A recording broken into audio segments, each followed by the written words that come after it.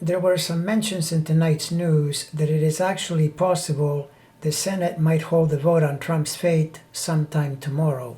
Ahead of that, the stipulated procedures schedule as much as 2 hours per side to formulate final summaries before the vote is taken.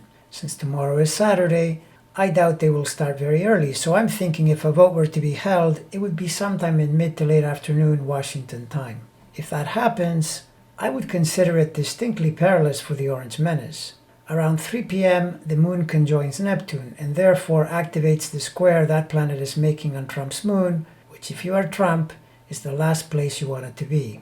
Saturn and Uranus are making irritating sesqui-squares and semi-squares to the sun and moon, which isn't helpful at all, and in fact contributes to any bad outcome. Pluto in direct opposition to Venus is almost as bad a message as Neptune is sending to his sun and moon, and Eris is squaring Saturn, which is not good either. Jupiter, Mercury, Venus, and Sun in Aquarius aren't doing anything to help because the first three are a bit too far away to make either trines to Jupiter or else to the Sun or even to sextile the Moon or Uranus.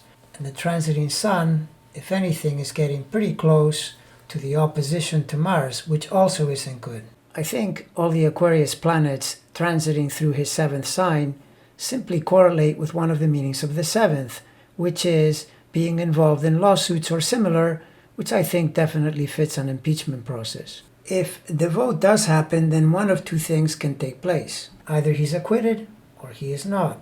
Although there are some rumblings about increased interest in convicting him, particularly if McConnell grows a pair and plots to bring senators along with him, to date the expectation has been that when it all wraps up, there will not be 17 senators to throw him overboard. But if they do acquit, these will be the planets concurrent with the acquittal, which suggests it will not work out well for Trump at all.